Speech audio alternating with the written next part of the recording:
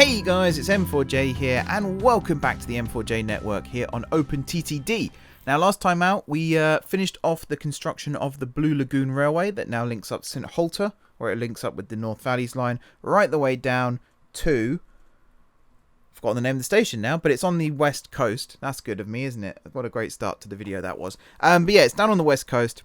And it's a good way to connect up the west coast to the North Valleys line without having to go all the way up to Sunnington in reverse.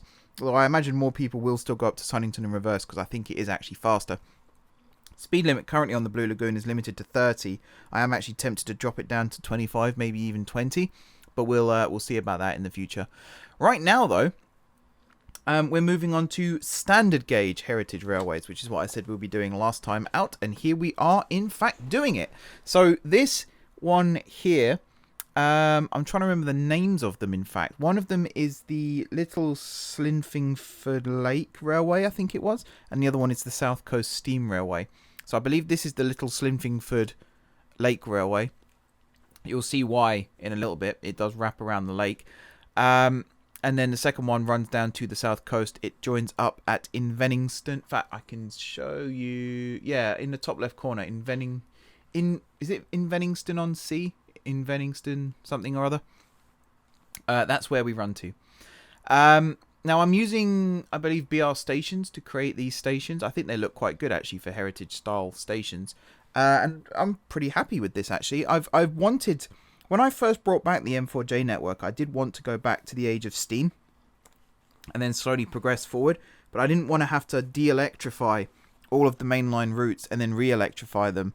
Plus we had things like the Transrapid and the HLR and things like that, and it felt like we'd have progressed too far for that to be feasible. And that's why I didn't do it, because I wanted to go right the way back to the 1950s, 60s, maybe even the late 1940s post-war.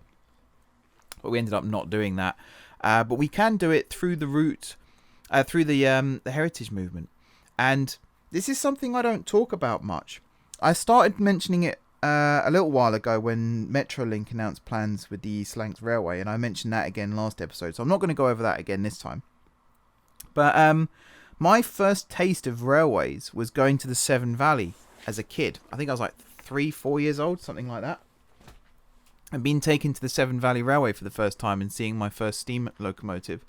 And that didn't just get me into railways, that got me into engineering. After that, I was fascinated by how things worked, how things operated, how things were put together.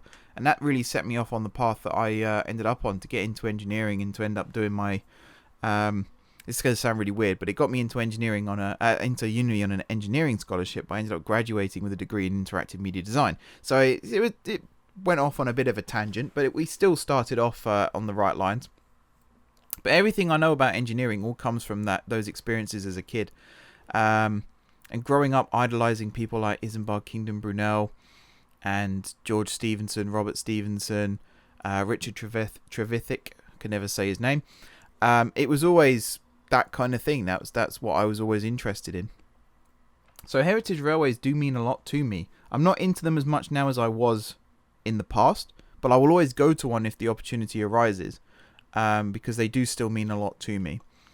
And that's why, particularly during these current times, it really saddens me to see that people are vandalizing heritage lines. They're also going bust because of they've got no income at the moment, and it's really quite a sad thing to see. So with that in mind, I'm not going to put a downer on this episode or anything like that, but I just want to kind of put out a call as well as anything. If you live near a heritage railway and there's any way in which you can help them, whether it's volunteering, whether it's donating money towards projects, whether it's just, checking in on them in whatever way you can, I really, really strongly suggest that you do that. I know that's rich for me to say. I will try and do what I can as well. Don't worry. But I think we need to do more to preserve these things because, as I said last time, a lot of people have put a lot of hard work, blood, sweat and tears into keeping this history alive. And it's very, very easy now for us to discuss how they were going to preserve these things. And societies were formed. And, they used to meet in pubs. They used to meet in basements and things like that. And they would discuss their plans for keeping these things alive. And they've done a fantastic job. It's 2020, 2021. And here we are still with steam locomotives running regularly on the main line, or at least they were before the pandemic started. It is incredible what volunteers can do with the right willpower. And it's really, really sad that that's now being taken away from some people through no fault of their own. So I really would like to help out more myself, and I will be looking at ways that I can do that. But as I said, if you've got any opportunity that you have to help out, please do. You're not just helping communities and towns and cities and villages and things like that, but you're also preserving a movement. And that's really what this is. Excuse me, choked on air. That's really what this is it's a movement. And we need to do everything we can to preserve it. Just like we preserve planes that we used during the war, and we preserve old buildings, we have the listed status. We should do the same for heritage railways, because it really is important that we hold on to as much of the past as we can still. And just like buildings like St Pancras were saved from demolition back in the 60s, these railways were saved from becoming supermarkets or industrial estates and things like that. And I know those things are good, they're beneficial, don't get me wrong, but given the choice, I would much rather ride on a steam train than go to a supermarket any day of the week, without a shadow of a doubt. So yeah, that's kind of my little plea at the start of the video. It's not all going to be me begging and pleading with you guys. I am going to be discussing the latest rail news as well. We have got some heritage rail news to begin with. First of all, the 1938 tube stock on the Isle of Wight is no more. Thankfully, along with the lines of preservation, one set has been preserved by, and I wish I could remember who it was, there is a society, I think it's the London Transport Society, because it means that there is a set on the island as well. If they can actually convert it to be like diesel hauled, that'd be a nifty piece of history. You can get on board one of the old tube trains still and ride up and down on the Isle of Wight Steam Railway. And if they extend the railway to Ryde St John's, then you can even go to one of the original stations as well, which I think would be pretty cool. Same thing with the pacers. In fact, there's more and more pacers that are now entering preservation. Some are being converted, used as classrooms and community centres and things like that, which I also think is a good idea. That's a really good example of upcycling. And I think that needs to be done more with trains. Instead of just scrapping them, we should actually try and reuse them as best we can, whether it's for freight operations, whether it's for community projects. Whatever it is, we need to do that, because we can't just keep scrapping things. That is a bit ridiculous. And again, if you scrap something, it can be erased from history, and we shouldn't be doing that. Why should we be erasing history?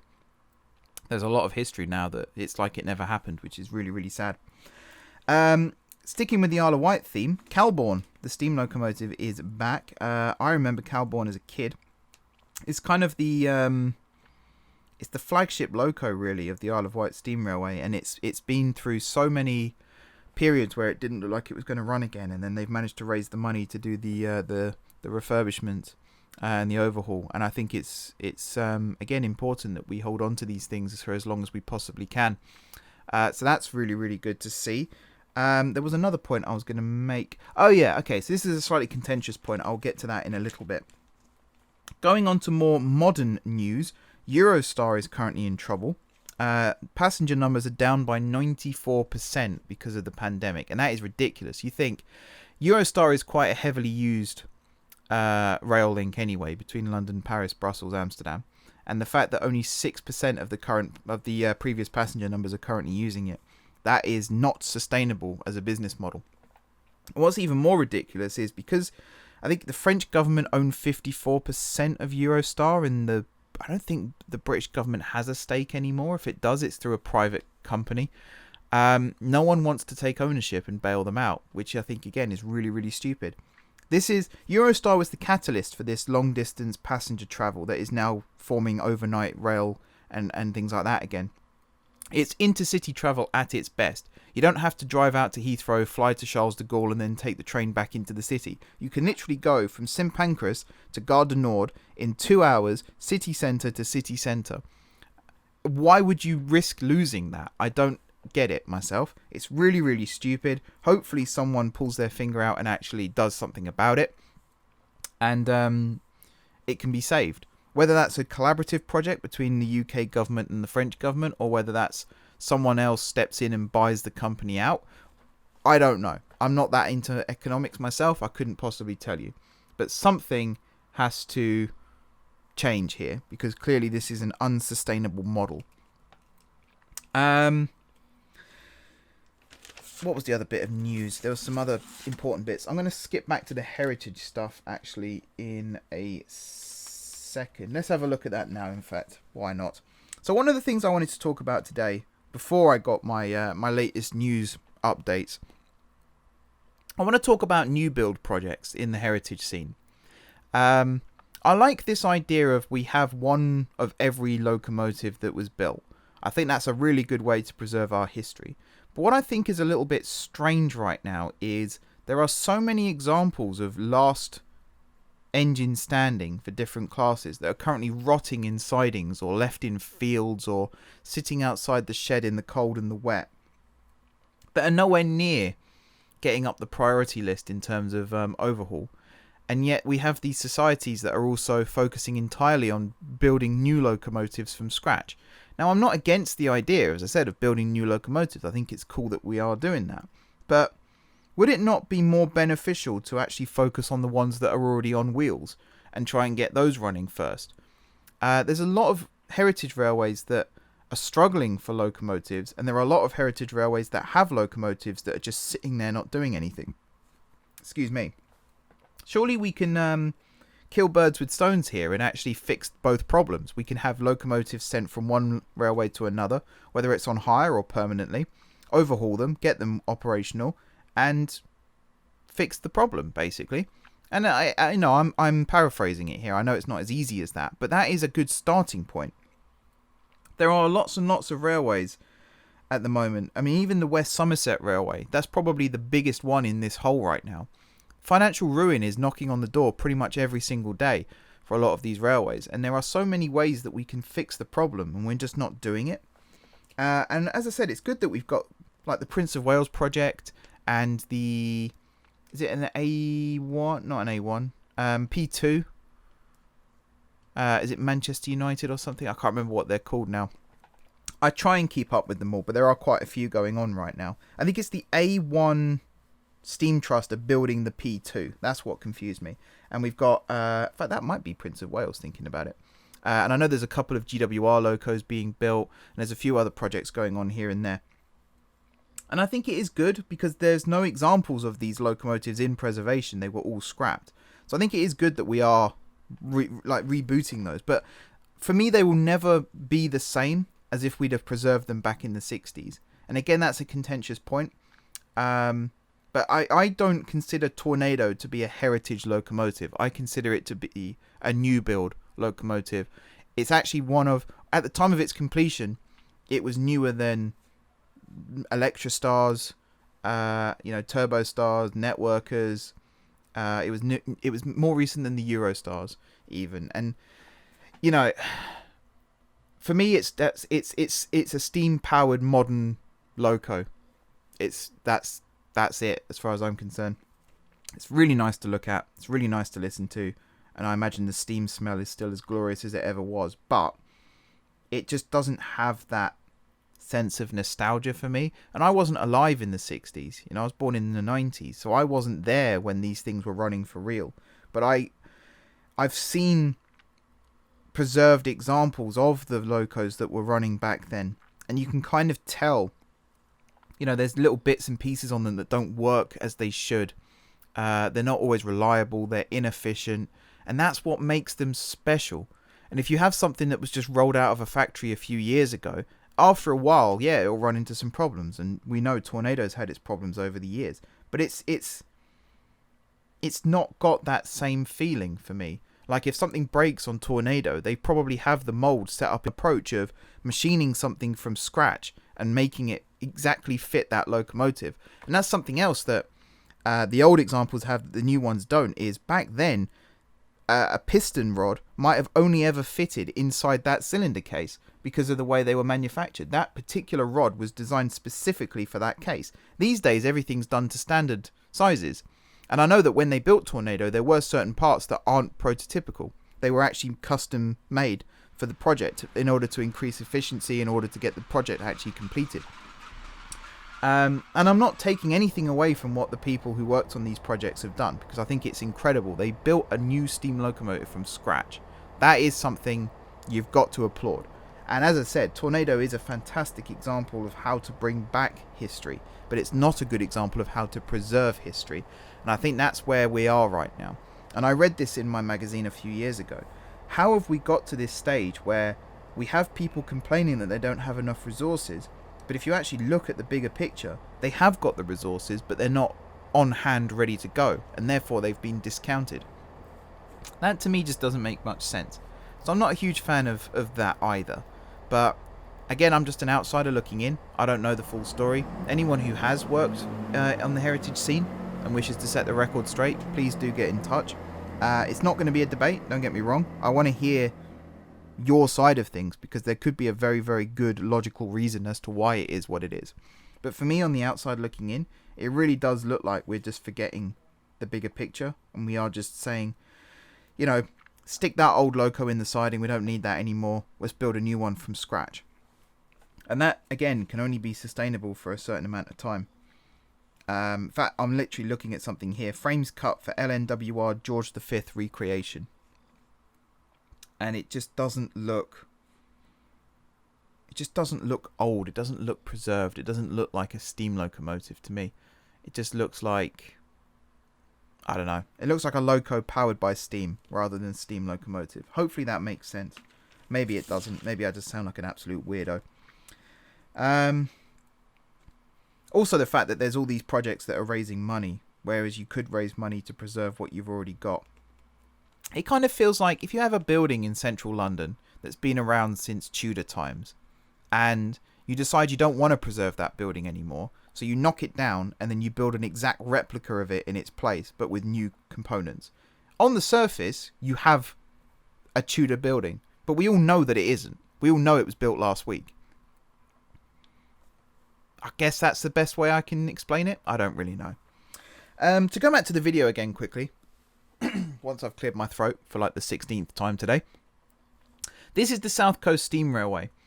It's actually being built in two phases. The first phase you see in this video wasn't technically planned, but at the time, I felt like the railway was getting a little bit too long. A bit like the Blue Lagoon, really. It was getting a little bit too long. It wasn't a time constraint or anything like that. It was more trying to link things up properly. And I decided it was a lot better to actually do it this way. You'll also notice the first railway that I built, the Lake Railway. Its westernmost terminus currently doesn't connect to anything, but I cleared space next to it. That's going to be a four-track platform station, on the line. I think it's a branch line that runs from the Bar City commuter belt out to the east, and it runs, I think, 4 or 5 stations out to the east and then terminates. And that's what the Heritage Railway is going to be connected to. That to me made more sense than building it right next to a massive junction station. Actually, one of the hardest parts of this project was trying to find a way to link these heritage railways up with the rest of the network, because the rest of the network has evolved to such a size now that you either have a simple two platform station that one train an hour might stop at, or you have these huge mammoth like 15 platform stations where there's a train every 2 minutes. There isn't much in the interim. So I tried to find like 2-track branches, or maybe a significant point on the line. So with the Inveningston station, it's a nice town name for a start, on sea, runs down to the coast. It's also on the south coast between Bar City and Plenborough, and it just felt like a good fit. Trying to find small towns to run the railways through as well. You can kind of see I failed in some regards with that, because most of these towns now are so vast because of the amount of time that this game has actually been running. It's almost impossible now to go back and actually change that. So I'm kind of just having to put up with it and hoping that it kind of makes sense in the long run. This is another station. You might see that the station designs here are a little bit similar to St. Holter on the Blue Lagoon. That's partially by design. It's partially by accident as well. But basically trying to make these things look the same. Trying to make them look different is borderline impossible when you're limited by the station designs. Obviously, I couldn't go for a really modern platform looking thing because this is meant to be a heritage railway.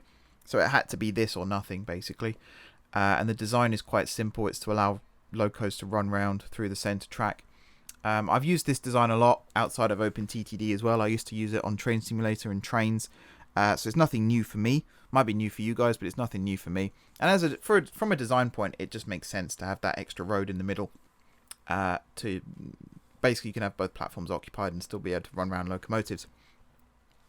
So yeah, that's the explanation of the South Coast Steam Railway. Going back to the rail news then, there are some things happening behind the scenes.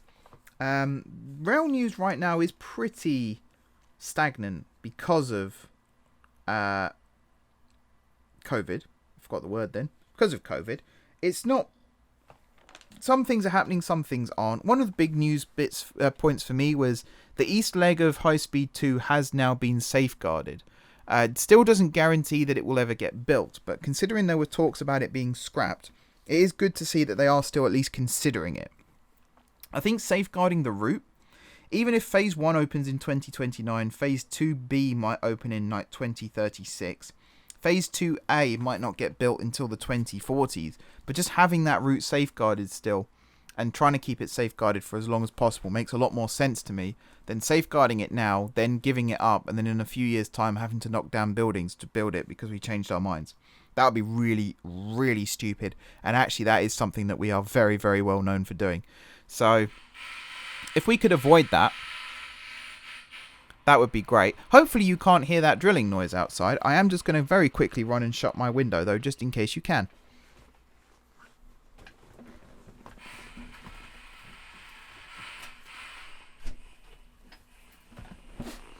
Apologies for that. Basically, I played with fire, and I thought, oh, they might be done for the day, because they were just assembling some things rather than drilling and stuff. But no, they lulled me into a false sense of security, and then the drills came. But yeah, to go back to High Speed 2. There are a lot of people still campaigning against it, and I know there's another petition being launched. In fact, another court case even has been launched. The problem with that court case, and the reason I think that it won't work, is pretty much all of the points made in it are exactly the same as the ones in the first court case that was thrown out. So I can't see it going anywhere. If it does go somewhere, then hopefully it will still be resolved in a way that High Speed 2 can still go ahead. I think we are at a stage now where I get what the environmentalists are trying to do. I get it, I respect it, I understand it, I don't agree with it. I think we're at the point now where people are actually risking their lives building tunnels under London, or invading tunnels under London, and to what end? I still can't get my head around the logic of they don't want people to tunnel under London, so their solution is to tunnel under London. Again, if anyone can explain that to me, that would be greatly appreciated, because I don't get it. It has to go ahead though. High Speed 2 in some form has to go ahead. It is the only sustainable way to remove short haul air travel. You have to have something to replace it with. You can't just ban short distance air travel and not have anything to replace it with, because you'll end up with hundreds of people blocking the roads instead. And that's not sustainable either. That is not a good agreement. That is far less efficient than just sticking people on an aeroplane and flying them 100 miles up to Manchester. If you think an aircraft can hold anywhere between 50 and 250 people on average here in the UK. Obviously, you've got the really big ones like the A380s and the 747s, although most of the 747s are now gone. But you've got the A380s, you've got the A340s, the A320s, things like that, the 737s, the 787s, the 777s. They're all pretty big birds. You know, they can carry lots of people. Now imagine all of those people can't travel on the plane, so they get in a car and sing fossil fuels. I would like very much for that to not be a thing anymore either. But imagine if you have a train that can carry 1,000 people and it can get to Birmingham. And a lot of people are mocking High Speed 2 as well, saying, oh, we can get to Birmingham 20 minutes faster. Great. Yeah, but imagine you can go from the centre of London to the centre of Birmingham without having to drive to and from airports and without having to clog up the roads. Now does it make more sense? Also, the fact that you can have 1,000 people travelling on that train at any one time. And that's just an advisory capacity. You could probably have like 10% either way. Yeah, you can have 1,100 people travelling on that train. How many aircraft is that? That's anywhere between, 5 and 10 aircraft. That's a lot of emissions that have been saved by that one train. Now imagine there's 6 trains an hour travelling in each direction. That's, 6,600 people every hour being transported between London and Birmingham. Now how many aircraft is that? How many cars is that? That's about 6,000 cars. That's why this thing has to happen. That's why it has to go ahead. It's all about getting people off the roads, getting people off of aircraft within our country. It's fine if you want to fly to Dubai. I don't think there's any alternative to get to Dubai right now. But not to fly to Glasgow, not to fly to Manchester, not to fly to Newcastle. Get a train. It's so much more efficient, so much more environmentally friendly than flying or driving. And it will eventually be faster too. And that's one way to win people over. It might not be cheaper right now, but it will be faster and it will be cleaner. And that for me is what these environmentalists are campaigning about. And I think we all need to get on the same side really and realise that yes, there will be casualties along the way. There are wildlife sanctuaries that will be built as part of the High Speed 2 project in areas that are currently considered areas of outstanding natural beauty. The fact that High Speed 2 are considering these things should be something worth noting as well. But there has to be a compromise here. Something has to go in order for something new to arrive. And if these people still want to campaign against High Speed 2, then the question I have for them is, what is your solution to this problem? Because clearly you have one. You wouldn't be campaigning so adamantly against High Speed 2 unless you had a solution yourself that you thought was better. I'd like to hear it. I really, really would like to hear it. So feel free to comment down below if you are one of those people. If you're not one of those people, if you're on my side of the argument, feel free to comment down below as well. I want to get a conversation going about this. I try and get one going on the Discord as well. One thing I don't want is other people to be quoted, because quotes can be taken out of context. Quotes don't always tell the full story. If you have your own opinion on the things, if you have your own studies, if you have your own data, feel free to join the conversation. I really am interested in hearing what the solution is that these people campaigning have, because they have to have one. Otherwise, what are they campaigning for? I don't know. Since we're talking about environmental impacts that railways have, I suppose we should talk a little bit about the revenge that the environment is currently getting. There's a lot of landslips and bridge collapses and things like that happening at the moment. It's all to do with landslides and mudslips and heavy rain and snow. I genuinely think right now there's so few people travelling that the climate is actually being affected by that, which kind of goes some way towards my argument of we need to get more people off roads, we need to get more people out of the air. But I actually think for the first time in years we had snow where I live. For the first time in years we had proper snow, like 4 inches of snow. I haven't seen that maybe since 2013, 2014. And I think it's because there's so few people travelling now, there isn't as much pollution in the air, which means that the overall climate is a lot more... I don't really know what the word is. I wouldn't say colder, but I mean global warming is a thing, and I think this proves it, to be honest. It's a bit like they say with Genghis Khan. He killed so many people during his reign, which I don't agree with, by the way, that he actually altered the climate of the world. And I think that's what's happening here now, is there's so much impact from this pandemic that it's starting to have an effect on the global climate. It's quite interesting in many ways. It is quite interesting. But because of that, nature is fighting back, which is not such a good thing. But yeah, that's pretty much my last point for this video, to be honest. There's not much else I can talk about. As I said, let me know your thoughts down below on some of the points I've made. I don't claim to be right about everything here. I really don't think I am right about some of these things. Most of what I say comes from the heart and not the head. And I do want to add that little disclaimer, because I know that some people will start saying, well, you're just wrong. And, you know, I don't want to always be right. You can't always be right. But these are my thoughts and my opinions, and that's why I ask you guys for your thoughts and opinions as well. Because at the end of the day, no one's right, no one's wrong. We all have our own thoughts and feelings, and there's nothing wrong with that. So do comment down below with your thoughts and opinions and all that good stuff. And besides that, if you haven't already subscribed to the channel, well, actually, I've jumped way ahead of the gun there. Thank you very much for watching. Don't forget to hit the like button if you enjoyed the video, and of course if you're enjoying the series. Then drop the comments down below. Then, if you haven't already subscribed to the channel, be sure to hit the subscribe button. If you have already subscribed to the channel, thank you guys for your continued support. And until next time, I will see you soon.